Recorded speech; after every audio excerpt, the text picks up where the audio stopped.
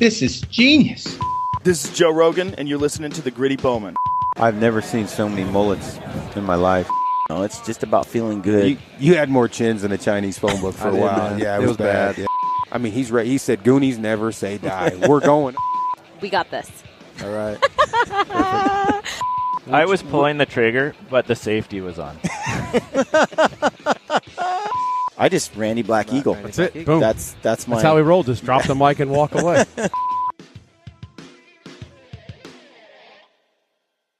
Yeah, that was my first actual cougar hunt that I had gone on. It's really cool. And it is an art. It's a different kind of hunting. Right. I mean, you don't even see them. You know what I mean? Yeah, you're lucky to rare. see a cougar in the wild, you know. Pretty much, they're not huntable without a dog. It's extremely difficult. And people love bears, which I just published a podcast today with Jordan at Mountain Ops. Mm-hmm. And he's like, look, I got it figured out. It's all of us growing up with teddy bears that has just made us. There's high enough numbers. There's only a certain amount of tags. And, you know, we do it in a respectful way. We're taking the meat home. We're going to use it. She ended up apologizing to me. She was like, I live in New York. The only animal that I've ever seen is from the zoo. Yeah. I've never been outside of the city. That's what I'm talking about. There's a Cities make you weird, dude. Rio, do you want a headset? Okay. Guess she doesn't. She did not like that. That's because he messes with her all the time. I got to keep her Poor tough, dog. She's so little. Oh, yeah, she's real tough. She's no dummy. She was like, no, I know your game. She could see the look in your eyes. Come on. She's like, I ain't coming back over there. Mm-hmm. How old is she? 3. So how do you like that breed? Love it. She's Okay, I did not want a little dog at first when I first got this dog. I've always had big dogs, Rottweilers and Black Labs, and she wanted this dog more than anything. This breed, this French Bulldog breed. She did. Rihanna, yeah. And I said, no, we need a Rottweiler, you know. We need a big dog. We need a protection dog. And I definitely lost that battle, you know. So we went down and normally how you want to pick a dog is you go to the litter. You go to, you know, if you go to a dog breeder and you see all the pups in there and you make the loudest noise you can or the biggest bang you can and the dog that turns around and faces you generally is the one you want. Well, this dog was in the farthest corner looking away, scared of every single noise made and not proportionate to her own size. Skinny little neck, skinny little leg, big old fat belly. I looked like she was pregnant as a puppy. Cute. So this is the ugliest thing I've ever seen in my life. And Rihanna was like, I want that one. Could not talk her out of it. So how do you... she came home with us. Really? Yeah. So, Rihanna, why exactly did you want the calm shall we one? say, the less... Okay, well... the smallest thing you can get look at besides her a now. teacup. I'm a fabulous dog picker. And Ty will admit it now. At the time, he wouldn't. But I wasn't looking for the most rambunctious, the little thing that was going to eat all my shoes or, you know, be a little, you know what. So I wanted the calm and collected, chill dog, and that's what I got. She's like the cutest, best little thing ever. And why this is a French Bulldog, yeah. French Bulldog. Well, I've just read a lot about their temperament, and like I said, I've had dogs before that were just really annoying, and I was nervous that I would get a dog I'd be really annoyed with and, you know, eat all your stuff and ruin your clothes, ruin your house, eat your couch, and I had a lot of friends with horrible stories, and, you know, these dogs are supposed to be really good and not mess with your stuff, and... Hey, be lovers. Not gonna lie, like her. Cuddle, it was the worst. lap dogs. It was the worst at first. She didn't experience it because she went to work every day, and I'd be home with this dog, right? And normally a puppy comes up and plays with you and licks your face and fights with you and plays and wants to bite everything it can. Is just super, almost annoying, essentially, as a puppy. I'd be watching TV or be working on my computer or doing something, and I'd have the kennel right there next to me, door wide open. She can come and go if she wants.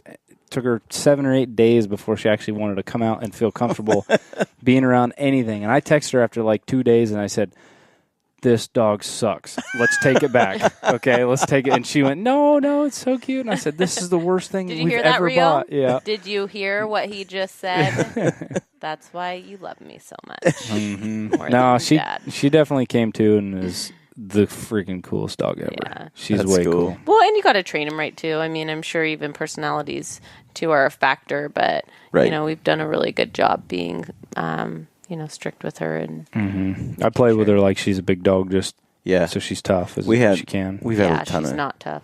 we've had a ton of dogs, and I think temperament, like how you train each one or raise each one, depends a lot on the temperament of that dog. Some of them are just more alpha Gonna and kind of the be, boss, and you got to yeah. like be really tough, and then some of them are. We had dogs, right? We had a litter of labs, and we did a lot of training with the labs, and both for upland and duck hunting. And my buddy wanted a lab, so I gave him one of the labs. This is Anthony, my hunting buddy.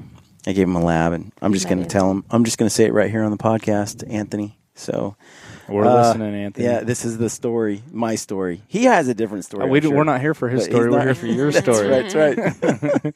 And so we have, I give him this dog, and she's sweet as pie, right? She's this nicest dog. He calls me up a few days later. He's like, I don't know what's wrong with this dog, man. And in the beginning, I was like, you're a little bit. He's a bit stern. Like, you're a little stern for this dog. No, we like her. We like her. Okay, well, this other one's a little more hard-headed. It might fit you better, but, So he takes this dog home, calls me a few days later. Something's wrong with the dog. It's like hiding under the couch. It won't come out. So we take that dog. We go back to his house and give him a different dog that was a lot more, just hard-headed. Yeah. You could get after this dog. You could give it a swift kick in the rear, and it would be like, oh, sorry. Okay, what now? Yeah. Well, the other one, you give it a kick in the rear, and it was like, what did I do? Its whole world was ending. Don't you love me? And so I think different people with different temperaments, they need different animals. If it's companions, they just don't. It's not a one size fits all. That's for sure. For sure.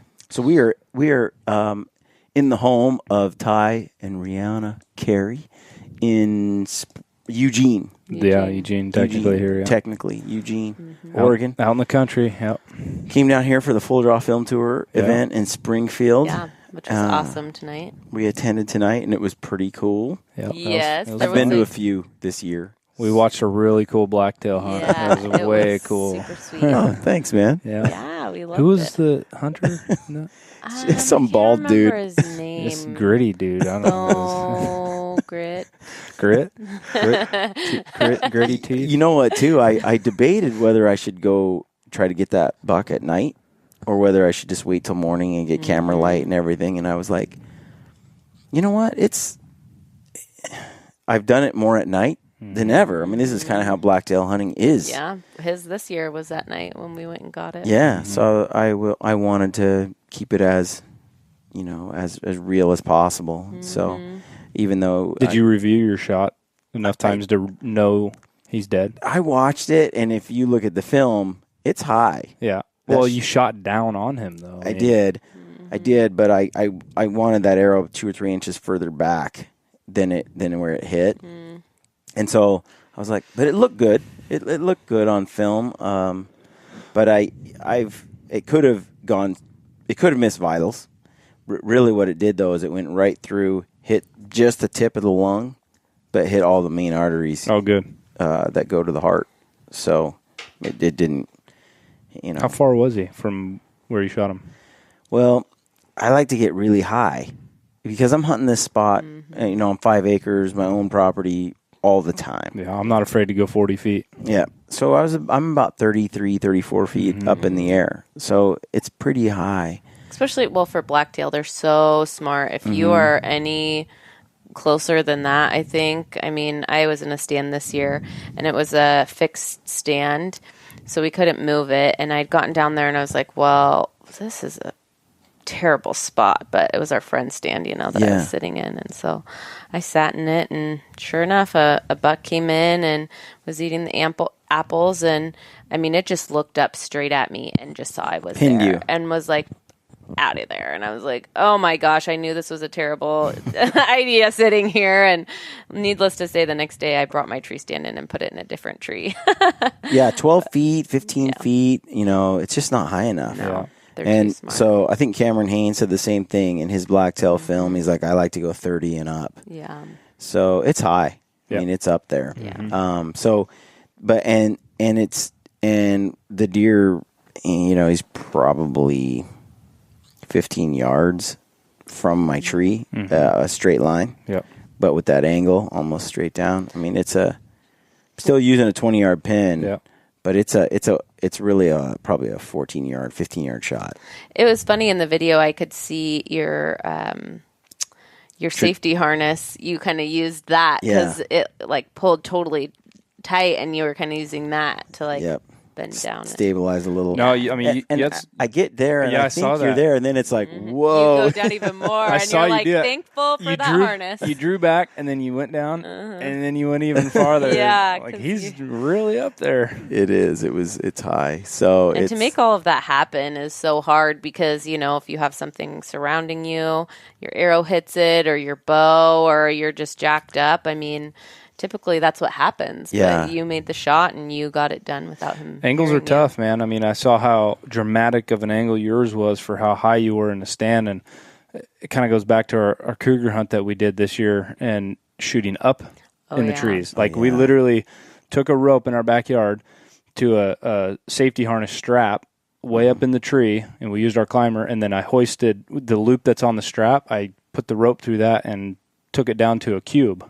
For our broadheads. Yep. And then I hoisted it up in the tree where a cat would probably be hiding, and then got almost directly below it. And and instead of just drawing and leaning up and shooting, you have to draw your bow and only bend at the hips and keep everything from here up the exact same, and bend at the hips and make these shots. And we practice and practice and practice, and it made a big difference when we went on our hunt. That's what that shot is when I'm leaning over. I saw it. Yeah. I draw standing straight up. I don't point it down and then draw, because then I all those angles aren't quite right. Yeah, your anchor point, everything's And so, different. and then I twist at the waist, but it's so steep that at some point you just can't. I mean, without falling over, I can't twist that well at the waist. So, but I do my best. Yeah. But aiming up, we did that at the Train to Hunt challenge. Yeah. In Oregon, with a shot like that, and it's just reversed. And I'm so used to practicing those downward angles that I didn't even consider the fact that up is the same principle, but that's like a weird twerk really in the weird. body. I know. It was like- really it's like- weird at first. It's like doing what is that called, limbo? Or Yeah. like I don't know. You tell me about it. You know when you're What trying is to it? get under the stick. Oh, you know? Is it called limbo? Apparently, Yeah, I don't okay. know. You Do got the it. Macarena or what are you doing over there? So, Rihanna, you were saying something about your cat this year, your cougar. Oh, mine ended up being at my eye level. So. Oh, really? Yeah, she got off easy. I had to really dramatically shoot uphill for mine, but hers, we were able to get up on the hill above it and shoot directly at it. What was it like cougar hunting? It was. Have you so done it before, crazy. Rihanna? No, It's first time. Yeah, I mean, I've seen cougar. I've seen one cougar out in the wild, and I was going to go after it, but the person I was with didn't want to. It wasn't Ty; it was somebody else, and I was so mad at them. Yeah, that was my first actual cougar hunt that I'd gone on, and Ty and I. There's a lot of controversy over using dogs, but it is a sport, and it was so cool to see our friend Ben and his daughter Taylor. They have amazing hounds, and it was just a really cool experience to see the way that they interact with the dogs, the way the dogs get on the track and track it. It's really cool, and it is an art. It's a different kind of hunting, right. for sure, but it was really cool to see. We had an amazing time with Ben and his daughter. So So I mean, how many opportunities have you had hunting a cougar, like getting a shot at a cougar, when you haven't used dogs? Never. I mean, you don't even see them. You know what I mean? Yeah, You're lucky to pretty rare. see a cougar in the wild. Pretty much, they're not huntable without a dog. It's extremely difficult. The couple of opportunities that we had were like ranch management situations where they killed the sheep, and Yeah. we were able to hunt that sheep that they had still there, or Right, tied up over in the bait. fence, essentially over bait, but you had the permission to hunt it, because they're killing your livestock type thing. But as far as actually literally just going out, Getting and a tag, hunting one, going out. And I just hunting a have one in cougar. case I ever see it. But Right. literally, Yeah. I've hunted Oregon for everywhere actually, but Oregon mainly for over 17 years, and I've seen 2 or 3 in the wild that I didn't even have an opportunity at. Just Unless you have a just- rifle, just a quick maybe. scene. I mean, we've heard of some people really lucky coming up on them, and being able to shoot them with a rifle. yeah, and and not stuff. rare, Right, very right. often do we have a rifle with us anymore. Totally. Yeah, that's true. I mean, really, it's sort of like when they make it illegal to hunt them with dogs, they pretty much make it yeah. impossible to And hunt our them. numbers in Oregon are astronomical. Yeah, I don't know mean, how they're managing them. They pay Yeah, this somebody to do it. Yeah, get that. Basically, we take all the money that we could use in tag sales and Yep. and Put it towards They, something I mean, else, they yeah. would bring in so much revenue even if they just put a quota on it, allowing dogs to hunt cats in Oregon. well, like in California, I don't know. They were throwing out the numbers not too long ago. How many cougars get killed by the state game officials every year? Yeah. So it's not like they're not getting killed. They are. They are, but it's just It's just not through a revenue process that sure. it costs the state money rather than it provides them money. Yep. it's discreet. It's kind of bizarre. Yep. Yeah. Big Bizarre because it's a natural resource. Oh yeah. They're there. There's plenty of them. And honestly, it's Oh, the same with bears. yeah. They need to allow us to hunt bears over bait or bears with dogs. Yeah. Either one we have to a lot. quota. I mean, I'm not saying it should just be open to kill as many as they want. Definitely have quotas, especially for certain areas and stuff. And they just don't. They won't rewrite the rules or something. I don't know. I guess we're gonna have to ask Wayne about it. I don't know. I know. Well, Stephen Ranella did a great show on Meat Eater with hunting cougars on dry ground. In the desert with dogs, and he tells this story, and I'll relate it for people who haven't heard it. But he's talking about going to hunt, these cougars in the desert with these dogs, and it's gonna be really cool, and he's talking to this guy. And the way he tells the story, if I remember it right, I could be butchering the story, but in essence, the guy that he's talking to is a whitetail hunter, and he owns this property where he kind of has like a whitetail killing farm, basically. And there's cameras out at each place, and there's like a spoke on a wheel or something, and there's like a hub, and you can see everything that's going on. You can walk out the spoke that's like either covered or I don't remember. But you can get out to where you can just get out and then shoot the whitetail you want. And it's this whole setup. Yeah. Right. And he's like, dude, I can't believe you would ever hunt, cougars with a dog. It's so ridiculously easy. What's the point? But here he is with this whitetail setup farm. that's like a farm, that's like, and it's perspective, right? Yeah. And the fact of the matter is, he goes out and he hunts with these guys, hunts cougars, and he realizes, I just think there's 2 episodes. He doesn't get one. Works his butt off. They cover miles and miles and miles. He learns a lot about cougars and a lot about dogs and how this whole relationship works. And does a great job of sort of tackling that question, not just from the non-hunter's point of view, who looks at it like, oh, it's too easy. Take away the dogs, let them do it like real men. Yeah. But also the hunting community who looks at us and goes, there's a ton of people in the hunting community that are like not up on it either, that look down on it when you use a dog, when in reality it's just not happening otherwise. Or even just a cat itself. I mean, the hate that came down on Ty and I for the cougars that we shot was like nothing we've ever experienced with Yeah, it's pretty bad. deer or elk or anything. I mean, my bear actually got a lot of hate too, but yeah, it was crazy. Even hunters like, oh, I shoot antelope and I shoot deer, but I would never shoot a cat. And I'm like, well, what do you think is decimating the populations of your precious antelope and deer? I mean, I love hunting those as well. And she's like, well, you're not going to eat it. And I was like, Well, obviously you didn't look at my page because we ate the cougar that we shot, and we're processing the meat. Literally ate it in camp. I mean, made slider burgers out of it in camp, and people. I mean, that was the very next post, and they didn't even see it. You know, there's like a hierarchy of animals that are okay to kill and some that aren't. Like there's some with souls and some that don't. Right? Like That's crazy. Like the higher the predator. It's funny. Aaron Snyder and I got a lot of hate on the bears we just shot in British Columbia. Mm-hmm. Bears are one of those animals. Predators, completely. Cats, and bears are pretty. And people love bears, which I just published a podcast today with Jordan at Mountain Ops. Mm-hmm. And he's like, look, I got it figured out. It's all of us growing up with teddy bears that have just made us have this feeling about bears that's irrational. Yeah. And he kept pulling it back to the teddy bear thing. I'm not sure that has anything to do with it, but a couple of things is I believe is that and like Disney movies is where or any movie that where the animals can talk or they can humanize the animals is so bad. It's so hard for people to grasp that they're animals, Right. Mm-hmm. And we eat them. Certainly, I think that's part of it, but I think more than that, like cities make people weird, like Joe Rogan has said a few times. When they start trucking the food in and you have no idea where it comes from, and you just get to buy it and eat it, then you there's just a disconnect. Yeah, there's just such a disconnect. 100%. We've had people literally say, "Why don't you go to the bear. store and buy the meat like we do?"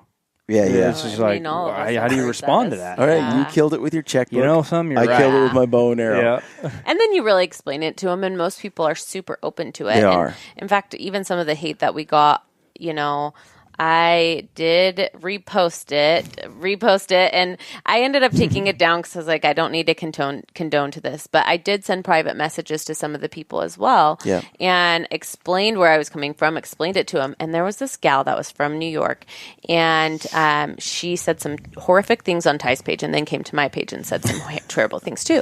So I went to her page, and it's all meat, and I'm just like, are you freaking kidding me? Okay. So I got on there and I was so nice about it. And I was like, listen, I just need to explain a few things to you. And I broke down all the reasons that we did it. I'm like, we're in Montana, like, the populations here are there's high enough numbers. There's only a certain amount of tags.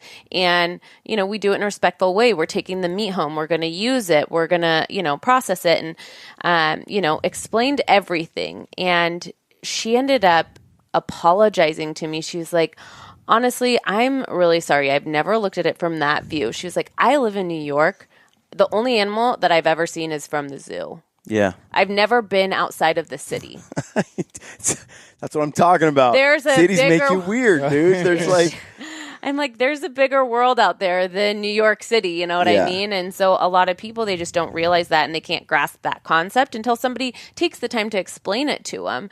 So after I saw that and was able to explain it that way, then I was like, okay, I should probably take these posts down because, I'm just fueling it more. I'll private message them, and if they want to talk about it, I'm happy to talk about it with them. I don't need to do it in this manner because actually 2 of the people ended up deleting their Instagrams. Because Same thing on ours. Aaron got on there and we both kind of commented to some of the hate, and Aaron ended up having a 7-day conversation with a guy or gal. That's pretty good. I think where they worked it all out, and the guy was like, I didn't know this. And it came all the way down to the fact that you actually had to buy a tag, that there's a quota, that they manage it. Like those are just concepts that are not even they have no clue about, which we take for granted as just something that everybody knows, but they don't. And so when they're making those hateful comments, they're making it from such an ignorant standpoint. Yeah, absolutely. One thing we've noticed too is hashtagging certain things to where it goes to big public pages, like for example, Eat Organic.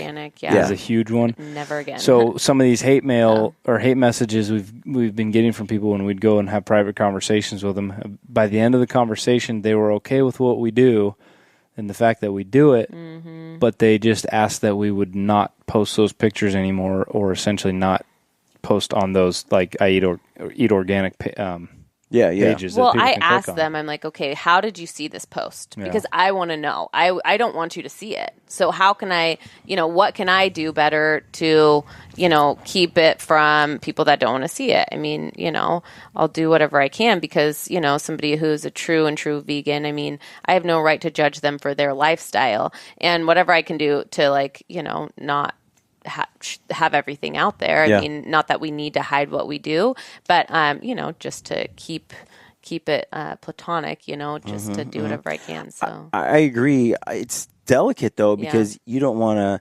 I want to educate. Exactly. I want people to get back in touch with where their food comes from, and so if I don't post it in some of these places, these conversations don't take place, and then people don't learn, don't put it together. Yeah. But you're right. There are some people who, it's like if you hashtag it, I am a vegan. I mean, you're sort of like. That's going to that step where Throwing I think, fire. you're just trying to piss people off. You're not, and you're targeting a crowd you're never going to win. You're never going to convince. Yeah. And I don't think it's a wise use of anyone's time to spend working on that 20% that's completely anti-hunting, all of that. But certainly any hashtag you can use that can hit that middle ground, I think is a good use of our time as hunters. Yep. Just from a grassroots place to educate. But tell me, what's it like hunting cougars? I've never done it. It was crazy. I mean, we got dry lucky. ground. We Dry got ground. So no snow, not no- lucky. I guess it wasn't lucky. Ben, who we went with, Ben Woolers, his dogs are incredible. I mean, it was dry ground. He was like, there's bad weather in the forecast. Let's wait. So we kind of pushed it off. The weather didn't come. We pushed it off. The weather didn't come. And we're like, we're just going to come anyways. We'll try it. He's like, we've gotten them on dry ground before. I'm just letting you know ahead of time that I just don't get your hopes up. Right. And so, we went into it and we're like, oh, well, it'll be fun no matter what. So an adventure. Well, the first 5 minutes, he let one of his dogs out, cut a track. And he was like, huh, okay. Well, we'll see where this goes. I mean, I don't really know. Have you ever seen a video or anything of dogs working? Yes. Oh, it's so cool. Like their hers- tails. Hers was phenomenal. The dog would run up the road, and then it would cut this track, but an old track. And it would do this loop, and it would check all the trails up in the canyons and all the stuff coming back around. And we'd just literally sit there and wait, and it would come back around, and it would go and sniff it again, and it would do another loop, and it would do it a third time. And finally, I asked Ben.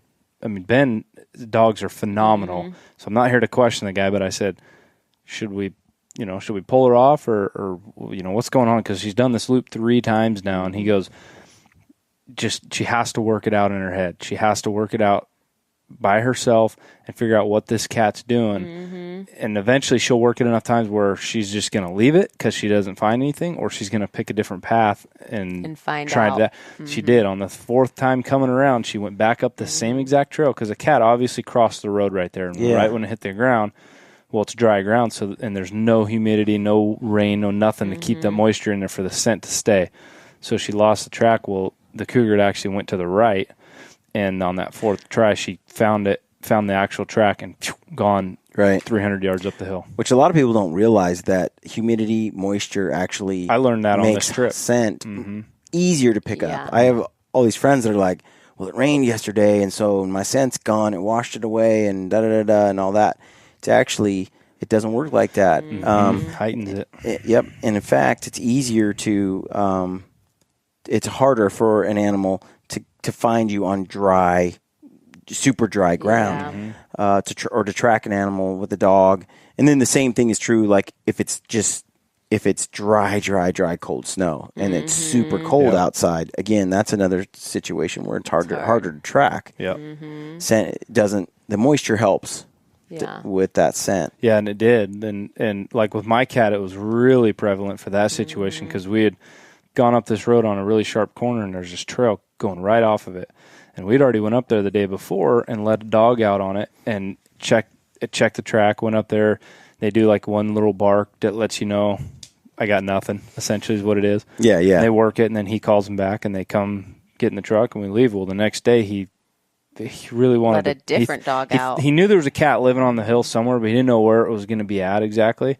So we went back up there again the next day. Well, it was misting. It wasn't even rain. It was just that mist that just gets you wet. You know what I mean? Right. So he let 2 dogs out on it this time, and they went up about 200 yards and cut it. And it just brought that scent back up again, and they were able to get back on that cat. And actually, that was kind of a long tree. That cat ran quite a ways before we finally got it, but really, we got it. So. Mine was she went pretty far and then ended up coming back, and it looked like she had treed something, and so we were like, okay, we'll go check it out. And Ben's like, it might be a raccoon. Like, that's kind of what he was thinking, because it was seriously the first 5 minutes of us being out there. And so I wasn't getting my hopes up or anything. And then sure enough, we get to the tree, and it's a cougar, a male, Tom. And he was like, I'm floored right now. He's like, I can't, he knows that his dogs are good and it's happened before, but he seriously is such a good guide. Yeah, so we got up there, and it, sure enough, was a cat, and it was the craziest thing seeing it. I just looked. How high? It was like eye level. No, because we came up underneath the tree, and then kind of walked around because we couldn't see it at first. It was up so high. We kind of came around, and we're like, okay, what is she barking at? I don't see anything in the tree. And then finally, we looped all the way around the tree, and we could see it up in the high tree. And I'm like, how the heck did that thing get up there? But it was crazy. And they claimed Ty was taking a little bit longer to get up there, and so Ben was right there, and I just grabbed him. Yeah, let's back up here for a second. Yeah, I kind of want to get this. Yeah. Okay, he had heavy equipment. No. Because I literally was filming them go walking all the way up there from the trail. That's all I got. That's the story. Yeah, that's all he's got. Really, he was like, no, I'm just kidding. It was a very steep hike. Yeah. But I just looked at Ben, I grabbed him, and I started shaking him. I'm like, that's Cougar. Oh my God. I can't believe it. And he's like, Rihana, it's a mountain lion. And I'm like, okay, a mountain lion. Can you believe it? It's in the tree right now. It was so funny. Did you know they're called catamounts? Catamounts. I did not know that till Us either. till June. I didn't know that. Yeah. What the heck? And they got like 6 or 7 names or something. Yeah, they got a lot of names. He's lying. Right we now. call them He didn't cougars, know that. and every time, so Taylor, Ben's daughter, would look at me. It's a catamount. Yeah, catamount. And I'm like, catamount. I can't keep it straight. I mean, I don't know. lion. I like mountain lion I know. because mountain lion just sounds like a lion. Yeah. Like top predator. Which it is, and actually the drainage where my cat was, or was it your cat? There was 3 fresh kills. There was actually a sheep, and then an elk, and there was also some wolf tracks in there too. But one of them was definitely a cougar, and you could smell it. Like the dogs could smell the cougar in the area. We just, it was fun. Very cool. It was fun. So and so you got your bow? Yeah, we both used our bows. We both got them with our bows. And you're shooting. How high is this cougar? It was. I mean, From what the would ground you or say? from where like she shot it? Yeah, 60 yards. 60-yard shot? Think. From what? Well, What's the from the question? very ground. It was up there really high, but then I was able to get up on a higher hillside. rise, Oh, yeah. and so it was 20 yards. Got it. Yeah, Got it. but it was up really high. That's cool, man. Yeah, it was pretty It's cool. addicting. Yeah, I was gonna say. So that you got kind of lucky there. I mean, not luck, but because his dogs are so good, is what. but I mean, that's what it comes down to. summing Is it the up dogs to were the dogs. extremely, extremely give good them credit. dogs. Like best I've ever seen. But we also got pretty lucky. I mean, even Ben will Yeah. admit that one was. He was- I couldn't believe it that happened that fast. First hour, what? So when you went out, so you're basically first day hunting, first hours, and you've got a cougar. Wow. That was definitely luck because it took us 4 more days for ties, 4 or 5 more days. Like I got mine on the. I should have waited. No, I got for mine this- on the 3rd day. I should have waited for the second one, but So what were you thinking when you saw this cougar for the first time? I was shocked, and I was grabbing the guide and shaking him. Was it what you thought it was going to be? well, it was kind of weird because it was like Surreal, hissing, and I mean, it was kind of scary, actually, because everything you ever think about a cougar is bad, and something you want to stay away from. And there you are, looking it straight in the eyes, and you're like, and it came down the tree. It started to come down, and then went back up, and so that's where you're like, very well. I'm like, oh my gosh, it's gonna come and attack me. You know what I mean? Yeah, and even yeah. after you shoot it, you're nervous, and oh my gosh, okay, mine was nothing compared to Ty's. Nothing, because I'm sitting there filming Ty's, and we're directly below the cat. And I'm standing there trying to film, and Ty's right next to me. And literally, like, it's falling out of the tree, and I'm looking at it, and it's maybe like, I swear, like maybe 10 feet away from me, if even that. I don't even think that. I don't even think that. And so I'm trying to film and catch it coming out, and I feel the vibration at my feet, and I'm just like shaking. I don't think I've ever been so scared in my life, because I'm just like, oh my gosh, we're going to die via cougar attack, and all the antis are going to get everything they've ever wanted with the story that they're about to hear. Not the fact that I'm in front of her and I'm going to get eaten. She's thinking about what antis are going to think. No, not really. Like my life did flash before my eyes. No, but- it fell out of the tree and hit At the our ground feet. so hard that we could feel the vibration of the cat hit. gosh. But luckily, once he hit, he took off running down the hill. Down the It was way. like the one little patch of snow in the entire freaking country, because everything was dry ground.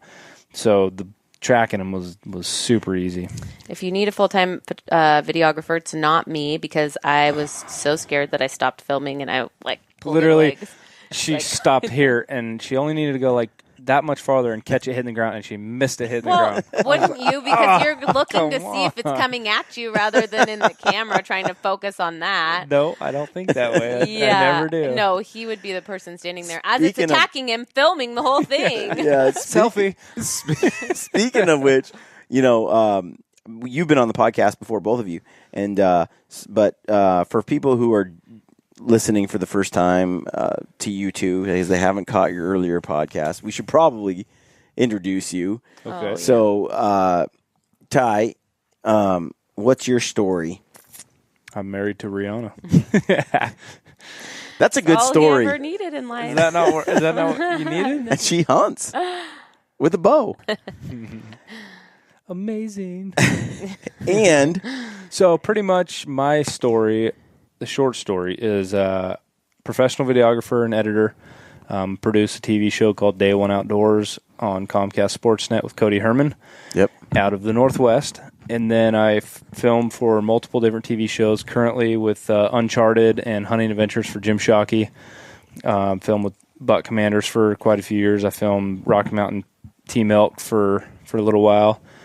Filmed with Scott Haugen's Trigicons of the Hunt, and have just kind of bounced around filming a bunch of different TV shows over the 6 or 7 years that I've been doing this professionally now. so you've got the cameraman experience extraordinaire kind of stuff going on. You've been there, you've done it. Right, all over the world. Yeah, it's pretty And awesome. basically, Rihanna just doesn't get the job done like you do. No, yeah, Well, I try. mean, we should do a separate podcast for this conversation. Just be careful what you say, because no, She's it's practice. learning. I'm She's learning. learning. Yeah. it is a learning curve. Oh, for sure, for sure. I mean, it's hard because it's so heavy, and keeping it stable as you're moving, and also looking at the camera screen and making sure that you're filming correctly and not trying to spook the animal while you're filming the other person. You don't want to mess up their hunt. Totally. And so, I mean, you have to look at the ground as you're walking, while you're holding a camera, while you're watching an animal. Everything. You have to and everything. multitasking's not such a strong suit of mine. So, I'm like walking in Africa filming. I'm walking into like spider webs and looking at my feet, and there's probably spiders crawling all over me as I'm trying to watch this diker coming towards us. And I'm like, Needless to say, I have not hired her for filming yet. But Photoshop? Oh, yeah. She's my Oh, go-to yeah, yeah. girl for that. photos or whatever. It seems like all the gals are good at that, and like Instagram filters, and No, but she's good at the Adobe, Photoshop and Premiere Yeah, and Lightroom. that's and, awesome. And all that stuff. She's knowledgeable with that. It's fun. And for people who haven't heard, your podcast back at, I think it was ATA. Yes, it was. You told us Oh, about. no, it was. It's either both. Shot? No, it was ATA. I think it was ATA, where you ATA, told me about your solo bull elk hunt, which is on the wall right there. hanging right there. And is quite impressive. And Ty, you weren't there, and she did the job all by herself I know. with a bow and arrow. Eva stole me away for that week, and so she got it done without me. And dang it. It But was- I'm happy because, Dude, I'm not going to it's lie, kind I of did not fill the freezer with elk meat this year. I had my opportunities, and I didn't, and she did. So we're still eating on her elk. So that's pretty cool. That's a cool story. So people need to go check that out if they haven't. that was a cool experience. And so, so you guys, so you go on the cougar hunt, and when we were driving around in the car tonight, you were telling me that I was asking you, well, of all these adventures you're going on, and you went to New Zealand as well. You were there with Sarah And Josh Bomar. Great people. And then you're in Africa. Which is, so I asked you, of all these experiences, and you've been to, Ty, you've been all over, where is the most epic place?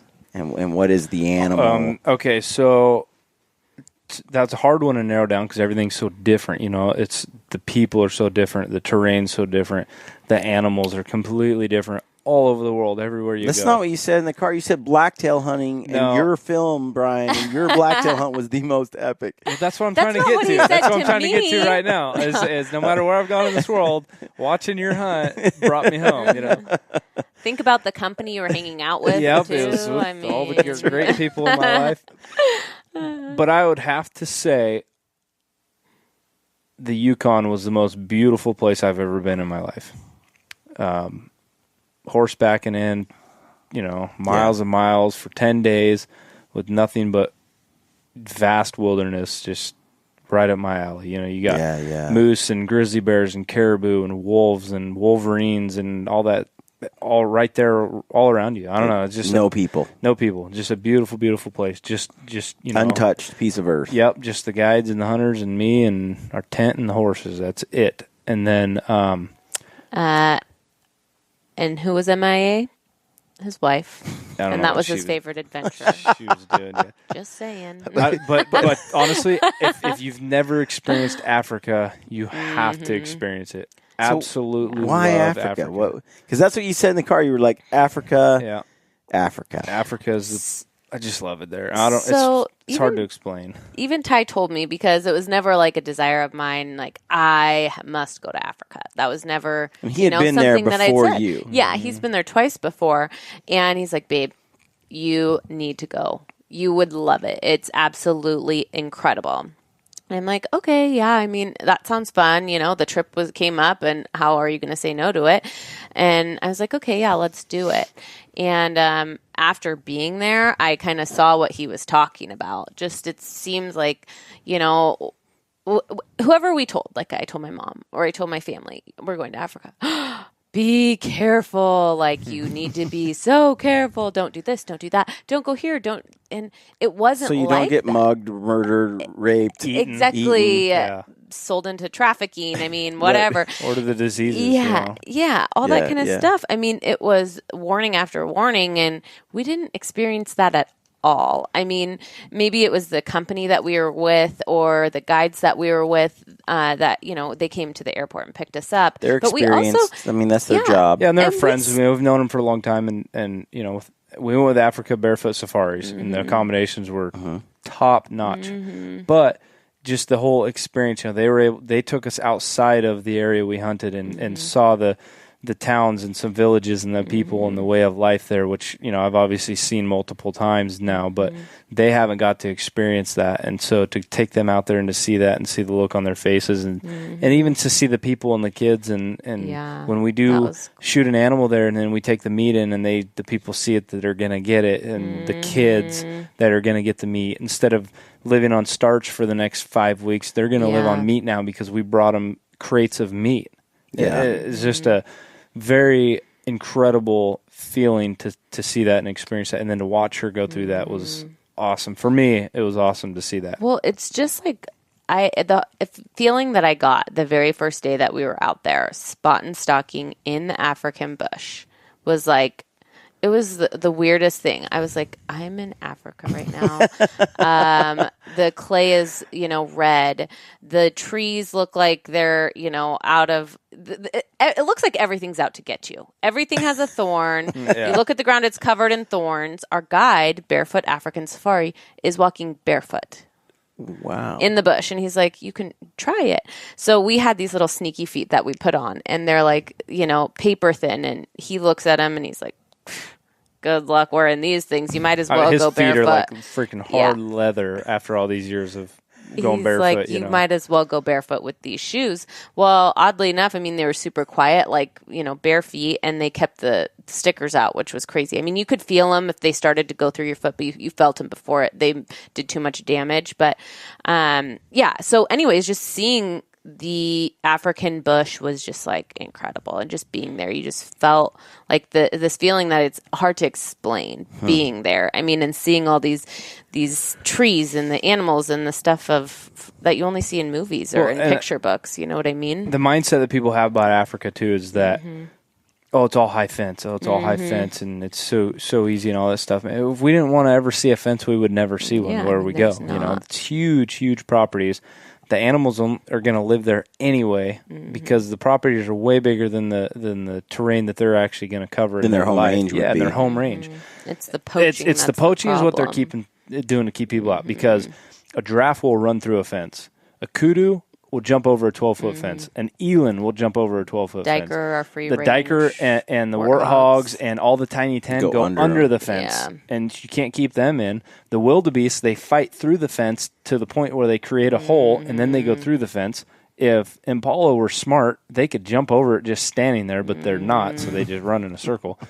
So these animals can come and go as they want, essentially. It's to keep the poachers out is the biggest thing. So to go over there and watch these animals live, especially when we were doing spot and stock, to see just them out in their natural state was pretty awesome, man. If you have not experienced Africa, put it on your to-do list. Yeah, and we were hunting, the place we were hunting was bow hunting only. So the animals are, more relaxed, I think, than rifle area, which, we didn't go to a place where they rifle hunted. It was all strictly archery. So we can spot and stock. We can sit on a water hole. You can kind of do whatever you want there. And the spot and stock was really fun, but it was hard. In Africa, actually, a lot of people think Africa's super expensive, but I think it's quite affordable, actually. Yeah. It is. Depends on what you go Depends after. on what you want for animals. If you have a super long list, then it's going to be really expensive. Getting there is pretty expensive, but it's more reasonable than you would think, for sure. Yeah. Comparable to New Zealand at all? Yeah, you're definitely you have the opportunity to go after a lot more animals. Yeah. And honestly, once you get there, you're going to want to go after more animals. Oh, yeah. You're going to say, that is a neat looking animal. They're cool. I'm going to try to hunt that one again and see if it'll come back the next day or whatever. But you'll get there and be like, I want that. I want that. I want to go after that and that. What animals really got your attention in Africa? What were you like? What animal did you? I was after the tiny 10. I wanted a diker and a clip springer more than anything, which... Well, dude, what's wrong with you? They're just they're unique and they're little. They're just, I don't know. They're like little for my suitcase. Yeah, everybody wants a kudu. Everybody, wants the zebra and the wildebeest and all that stuff. I'm like, I want that little diker or a clip springer, super hard. They're really hard to shoot. Yeah. Huh. They're Interesting. Hard. And she wanted the gemsbuck, oryx gemsbuck, so bad. So, dude, I love those. Oh, it was the coolest animal ever, and just the hunt was. I like the water buck too. So it's funny you say that, because when before I got there, that was like number one on my list. I wanted a diker or a clip springer, either one. I wanted. It was just so cool because I've been around them and experienced and been on hunts where we've gotten them before where I was filming. Yeah. Well, now I get the chance to actually go after them. So you know what? I That's really what I want. Yeah, I want one of those. But then when I got there was a couple animals that I was like, you know what? I've on other trips to Africa, I've seen them, and I'm like, I actually would really like that. And a water buck became my number one animal that I wanted. And I was able to get one. It was tough. Really? But I was able to get one, yep. Because they're like thick cover. Yeah. Yeah, harder to get. The big guys are, yeah. So And kudu are, I mean, they are really hard. Josh ended up getting one. Yeah. But they are so smart. They'll sit outside your blind for hours, or Yep. they'll sit there for 2 hours just they'll watching. know you're there and if you put before you anything are up, you put a GoPro up out there, No, they know it's there. They they're will not come gonna in. come So you have to in, or- really conceal every little thing. If you move something to a new Yeah. position, they'll watch forever to make sure. Okay, well that's supposed to be so moved, smart. so we'll come back in. But yeah, and actually when we got there as well, the animal that neither of us really knew anything about. Honestly, I didn't know much about it at all. But a Nyala. Oh, Extremely beautiful animal. See, you don't even know what it is. You can't even, I'll show you a picture later, but they're really gorgeous. cool horned animals as well. So just you get there, and all of a sudden there's these animals that you're like, I've never even heard of that before. I never what even is that? knew this existed. Can I shoot it? Yeah, it's X amount, whatever you work Yeah. out, and okay, I'm going to do that. I want that, or you sacrifice. Okay, I thought I wanted this animal, but that's really cool. I Or don't what want that you have anymore. the opportunity for, yeah, too. the opportunity is the other thing. I wanted an Impala, but I didn't get the opportunity because those two are very spry animals. And it was cool because we were there when they were starting their mating season. So listening to them, they kind of croak. I don't know. It's kind of hard You to won't even be able to explain. do it, but it's a really cool, loud noise. Like way cooler than any other noise you can hear in Africa. I mean, besides a lion roar, Well, obviously. even the listening to the wildebeest. It's only like They 2 roar. a.m. So Yeah, it's Is it? No, Oh, no, it's no. almost fun. Well, okay, the noises in Africa were pretty incredible, but I have to say, in New Zealand, I felt like I was in Jurassic Park. It Really? was so. was it the cool. roar? no, the It was Sika the deer. roar. The roar was really cool because you hear that it's like, rah! What is it? What is it? That is what it's like, doesn't it? Yeah, hello. He'll be I using think I don't think I can For those who replicate don't it know, 'cause that's it's too perfect. the rut for the red Yes, stag. Yes. And then The Sika. so the Sika deer, okay, they sound like a velociraptor. I'm not joking you. Yeah, it was Screaming cool. at you. So they go "Ah!" like a velociraptor. I cannot do it because it's guttural. way loud. It's like the first time I heard it, I was like, duck and cover, run, hide for your life, hide your children, hide your Pterodactyl's coming for me. Well, yeah, I mean, they filmed Jurassic Park there, so you And hear Lord- that and you're like, that's a velociraptor and Lord that of the got Rings. out. And you know? Lord of the I Rings. mean, Oh, yeah, it's yeah. a pretty epic True. place. Oh, pretty It's awesome. Middle Earth. It was But not so gonna lie, cool. everybody that is big time hunters at some point in their life wants to hear the roar. I mean, that just that was- it comes that up. was It's super everybody cool. I seem to talk to always says, "Man, one day I would love to hear the roar." It was And darn now cool. being over there and have heard it, Yeah. and then have heard the Sika deer go. To me, the Sika deer roar, I guess is what you call it, is so much cooler, man. It's cool, but so are the fallow deer. So the fallow deer were also going while we were there, and they sound like a toad. They sound like That's another animal I had no interest really in until I started watching Remy Warren Yeah. hunt them in New Zealand and stuff. And now I'm like, and that and tar. I would yeah, love and to tar. go do And fallow like deer. now and I'm like tar. all hooked Yeah. on New Zealand. New Zealand, Oh, it was- it's fun if it you was want to go do it. beautiful, pretty epic. I don't know. They're both just different. They're Yeah. just so different. you 100%. know? I want to go to Africa, but want to do that for a long time too. But it all, but I can live vicariously a little bit through you, which brings me to my next question. When are we going to see some? Here we go. When are we going to see some Rihana and Ty film of your hunts? We have some stuff that we're working on for sure. It's just hard finding time because he's producing a show right now. Yeah. And and then filming for other shows. then filming for other shows. yeah, we're But- putting some stuff together, but yeah, it's just a timing Yeah. issue. Yeah, and we did put together some of our Africa stuff. Yeah, I recently posted that video. It was like 5 minutes long, a little montage of everything, and then But we're And doing where can people see that? Facebook and YouTube, my Ty Rihana YouTube page or Facebook. Is it Standing Buck Productions on My YouTube? YouTube's no, it's What is it? Right now it's Ty Ty Rihana. Ty Cary. Tycary. Yep. yes.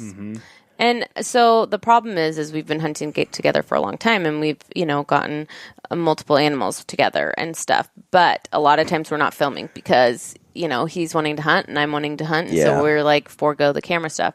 But now it's more of a, a goal for us to film each other and stuff like that. So this year we've got a lot of fun hunts coming up. And so we'll get a lot more of that on film as long as Ty's around and able to film and stuff. But so my wife is over here, and she's at the house, and she's helping film over here. She's behind the camera. She's doing half awesome. asleep. and we're getting ready to plan some hunts together. She's getting her bow. Yes, that'll be so awesome. My question to you, as I embark on this new, how do you hunt with the spouse?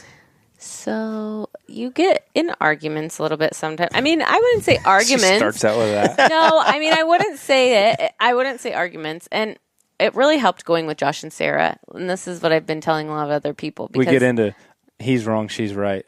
Or not even that. It's like you have your two different opinions. You know what I mean? Yeah. Like, well, I want to go about it this way, or I want to do it this way. So actually, we end up a lot of times hunting separately, but in the same area or whatever. Now it's more because we're filming together, so we're going to stick together more. But especially deer hunting in Southern Oregon, we have our own styles. So, which you're going to experience this too. You've been hunting for years and years and years, and same with me. I was hunting for years and years and years before I had Rihana as a hunting partner, but she has her style, which works for hers, and she's very successful with that.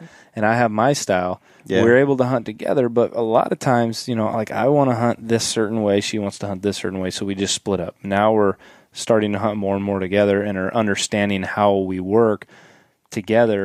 And it's what it is it's respecting each other's way that they want to do things. So say, you want her to shoot a certain animal and she doesn't want to, then it's you respecting what she wants. And because some people's, code of ethics or I mean, it shouldn't be, but shoot a certain animal or whatnot, she may not want to, or I mean, you just have to respect each other's. Take a certain shot. I talked to Russ Meyer and his wife Carol, and they were like, you could tell Russ wanted her to take a frontal shot or something. Yeah, this is an easy shot, and she's like, no, I don't want that shot. Absolutely. I want this shot or not. We've experienced that, and it's frustrating in the moment because you only have so many seconds to make that happen. Oftentimes on an animal.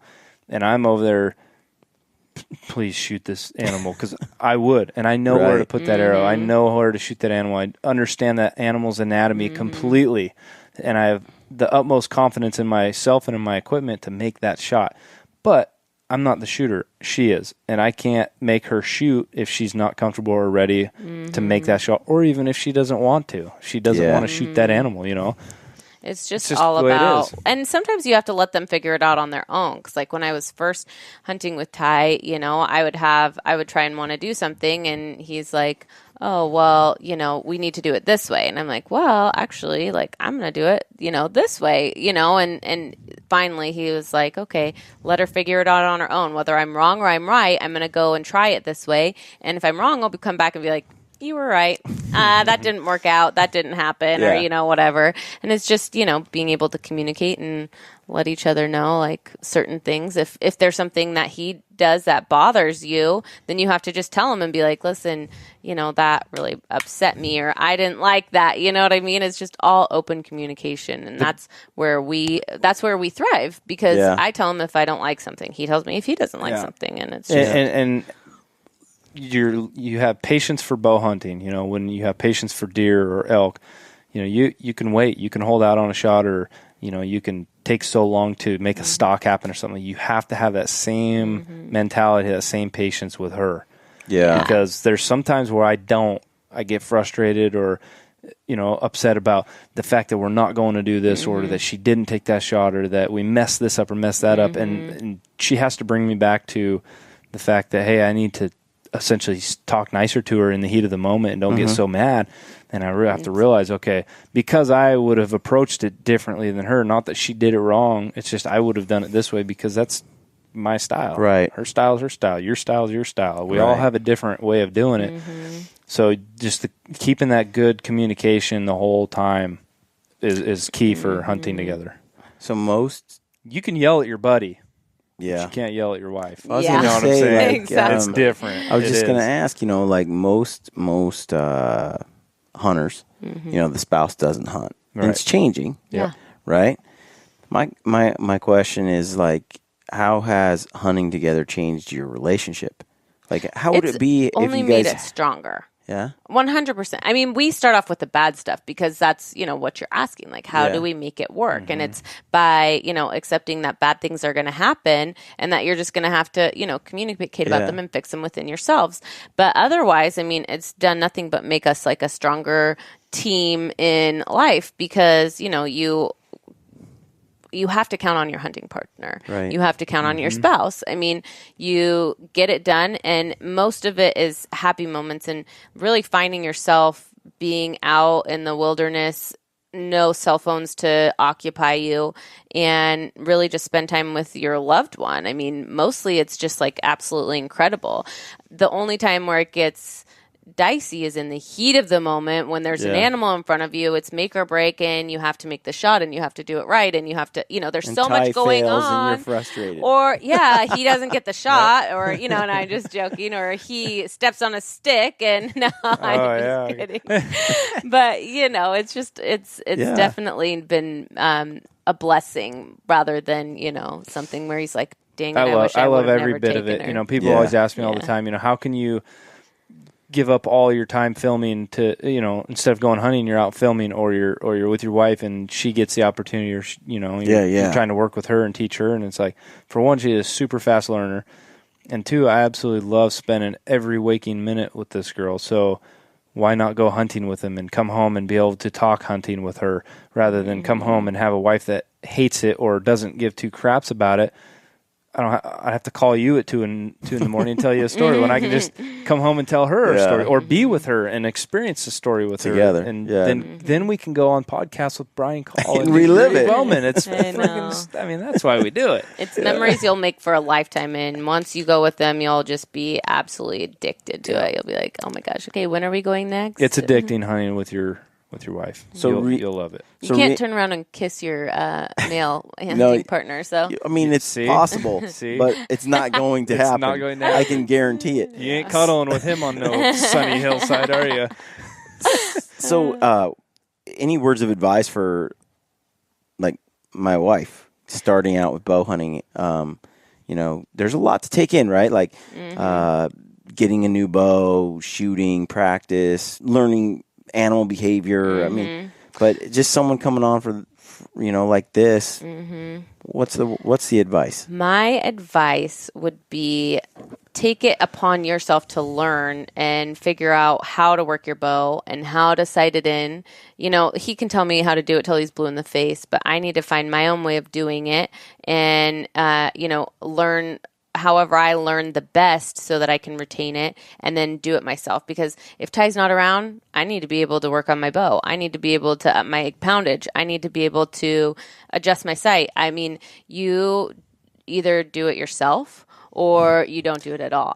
That's my own opinion because it's, you want to learn how to do it, right? You need to learn how to gut the animal. I mean, Ty's not always around. Like I shot that bull by myself this year because, and if I didn't know how to start processing an animal or, whatnot, then I would have been SOL. Yeah, I mean, and like Brenton and Dad were there to come up and help, but- at a certain point. But I mean, to kill it and make it happen was all her. But one thing that I've learned is like teach her what I can, the most knowledge that I can give her.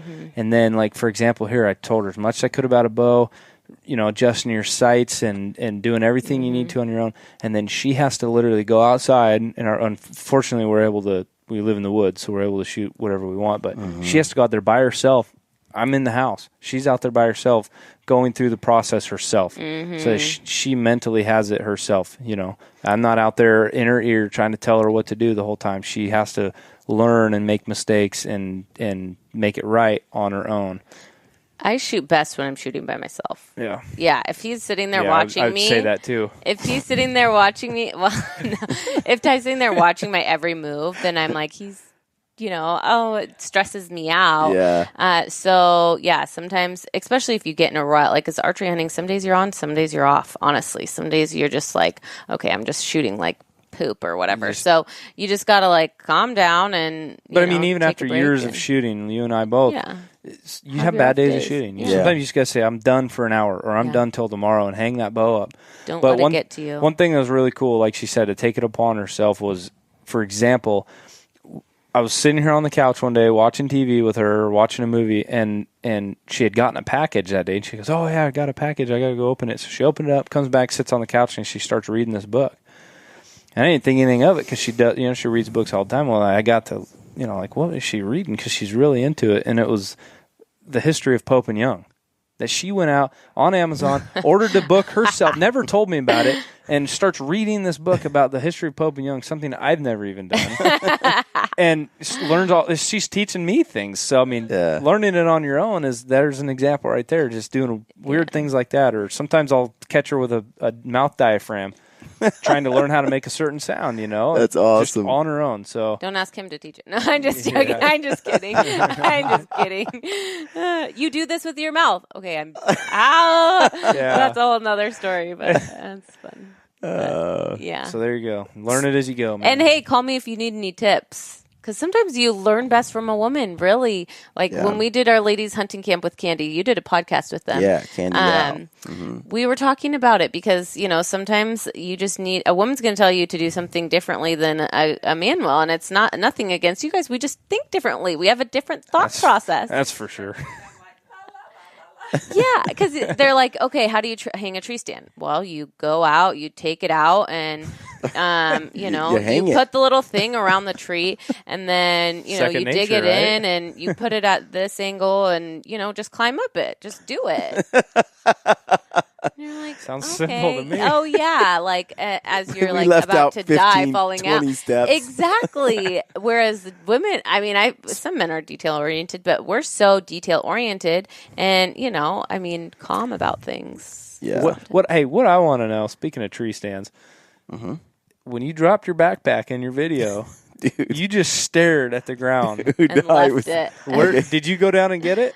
Well, okay, so I walk in like I'm descented, right? Like everything comes out of a bag that's like sterile, and I have like carbon, I have like or all this. I obsess about scent. I got my rubber boots on. Okay, now I'm moving into my tree stand. You have the bag of dirt in your... Yeah, totally. He's one of those guys. Yeah, totally. Like stupid.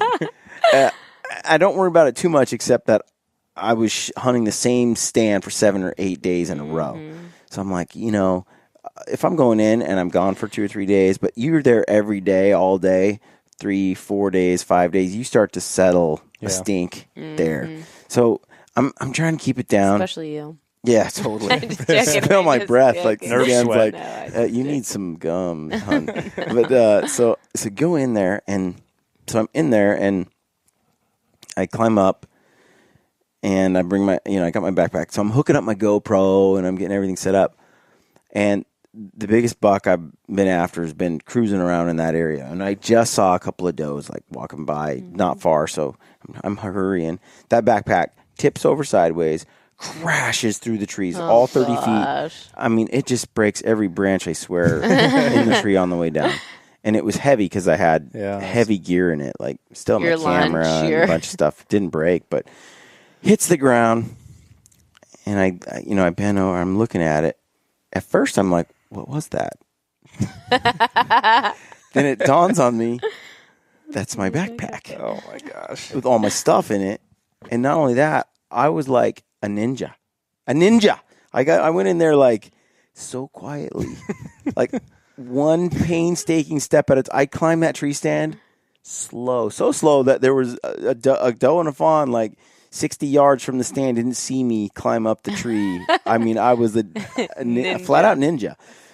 And then all of a sudden I crash. I drop a bomb down the tree. I didn't see a single deer the whole day I sat in that tree stand. Not a single deer.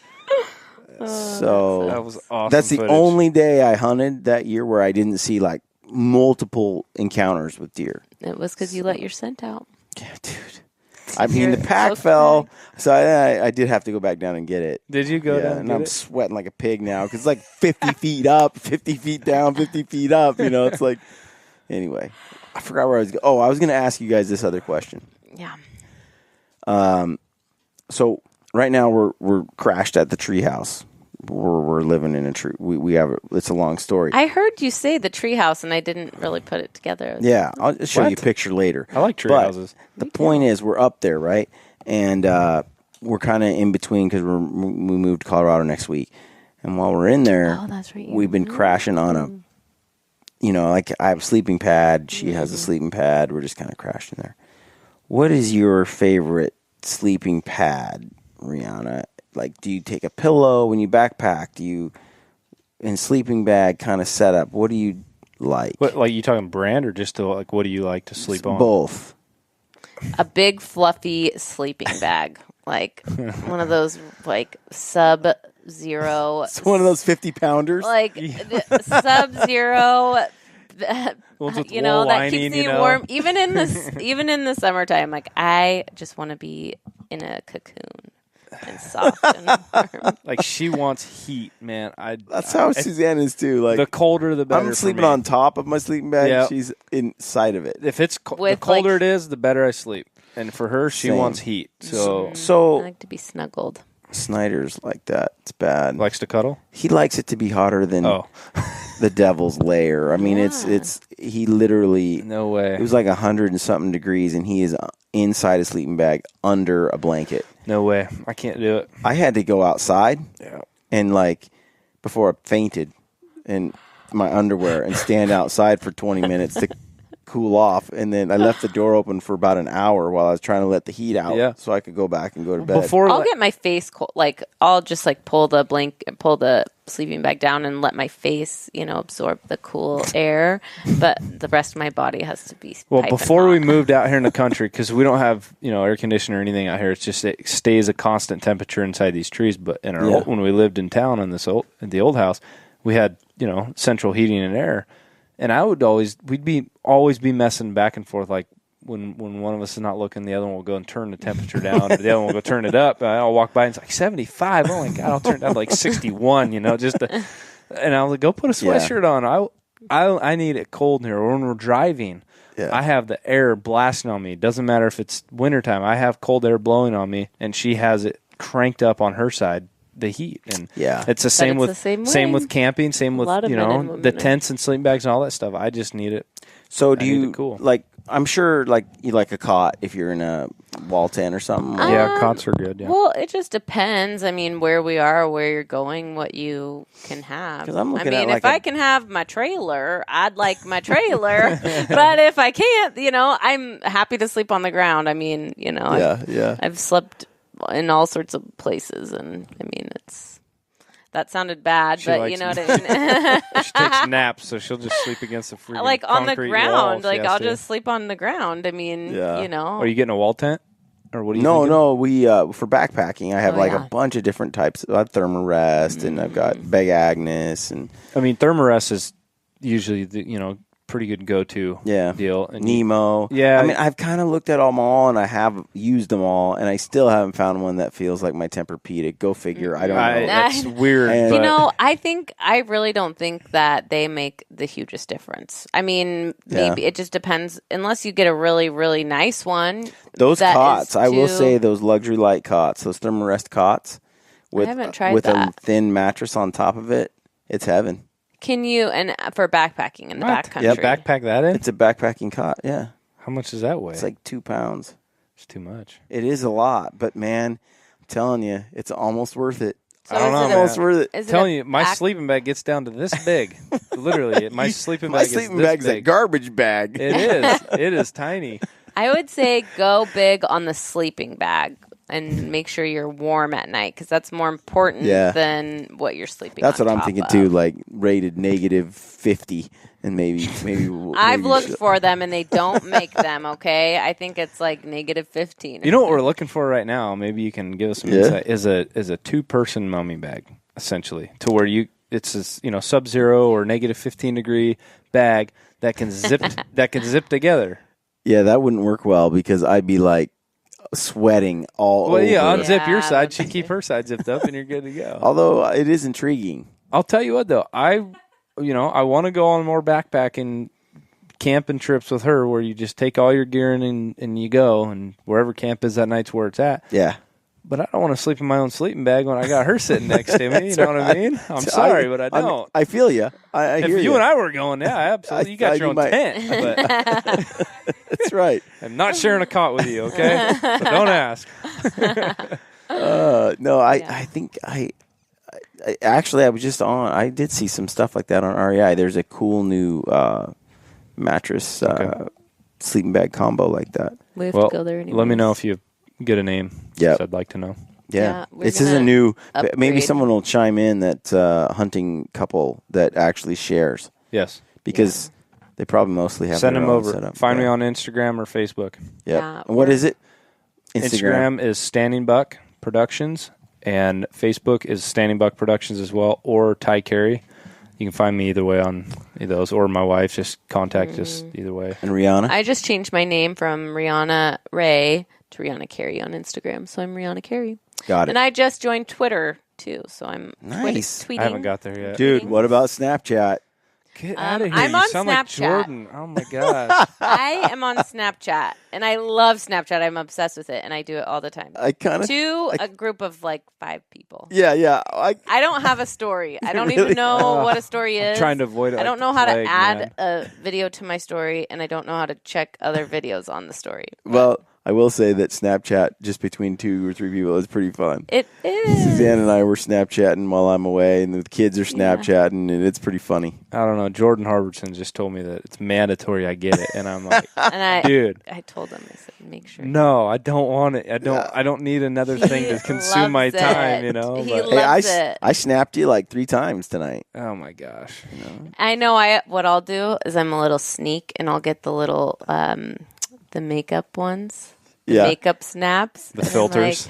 I put it on myself really quick, and then I'll go and put it on Ty and be like, smile! Take a picture, snap, and... So dumb, Dude, man. I know it is dumb. That's the part of Snap that makes it look bad. Yes. I'll be sitting there just hanging out, and I'll hear Suzanne laughing, and I'll be like, what is she laughing at? Yeah. And I'll go over there and look, and she's just snapping away with filters and flowers on your head, and turns your face into a dog. We'll be at dinner. We'll be at dinner, and I'll be like looking at my menu, and I'll look up, and she's like over here going. I'm like, who is this to? I laugh so hard. It makes me happy. So does Suzanne, and my sister does the same thing. Oh my god! They both are laughing for hours. So well, especially people that are unexpecting it. They're like, "What's Snapchat?" And I'm like, "Oh, let me show you what Snapchat is really quick." And I do that makeup filter to a lot of them. I have my a feeling, father-in-law. I have a feeling I'm not going to be able to avoid it much longer. But I'm trying. I'll tell you what. Eric Chesser's good on Hush. He does a great job with his, and it's so easy. Is he okay with you admitting that he has Snapchat? Oh, he's all about it. Those Hush guys, man, they're an open book. You know what they need? They need an Eric Chesser filter with that faux hawk thing. That'd be awesome. Or what is it? The neck warmer? Or what is it? The mullet? Yeah, the neck warmer or whatever he's got. Warmer. That thing is legit. That's a legit warmer. I got a first-hand account. I got to show you some pictures of me with long hair too. I look pretty good. She's Anyway, it's getting pretty late, I think. Here, I look like Joe Dirt. It's bad. It's bad. You'll have to see Ty's rat tail. Oh, I didn't have a rat tail. Brenton Carey had a rat tail. Okay. Oh, sorry, he had the mullet. I had a He's mullet got the and I had long hair on top at different times, but. Yeah, I rocked the long hair. I'm not afraid of that, man. But he was like maybe 7. Back in my 8. soccer days. Oh, that's awesome. Yeah, I'm gonna have to see some of those pics. Well, I'm guys, thinking about pulling out the mohawk for elk season. Dude, I've seen Cody Kellen pull it off, born and raised. Yeah, I've done it a few times, but it's a little scary to me. It's been a little while. If you do it, I'll do it, babe. That's a lie right there. Deal right there. That's 100% lie. You heard it. You heard it. Right here on the Gritty Bowmen. Right here. Rihana I Cary's lied. doing I'm a just faux kidding. hawk. Never. It's what time is it? Yeah, it's time for bed. 1:30 a.m. My eyes are already closing. Nailed it. I know. Good Thanks, night. guys. I Good night, really guys. appreciate it. Stay gritty, my friends. Stay gritty. Thanks for having us again. Yeah. Boop, boop. Okay, gritty friends, I hope you enjoyed that podcast. If you did, please take a moment to leave us a review on iTunes, Podbean, or Stitcher. We love reading your reviews. And connect with us on social media if you're on there. Look us up on Facebook and Instagram, and take a moment to subscribe to our YouTube channel so you can receive notifications when we upload new videos. We've got a sweet deal with Mountain Ops. You get 20% off on all Mountain Ops supplements, combo packs, and apparel when you type in the word gritty at checkout. If you're a hardcore elk hunter, or you want to be, go to the Elk 101 website online and check them out. Our friend Corey Jacobson is killing it with some of the best elk hunting information and entertainment on the web. All right, friends, let me leave you with one other quote from Theodore Roosevelt, who said, "It behooves every man to remember that the work of the critic is of altogether secondary importance, and that, in the end, progress is accomplished by the man who does things." We all have a choice. We can be people who do things, or people who criticize the work of others. It's pretty simple, really. Get out there and do your thing. Good luck on your hunts, and stay gritty.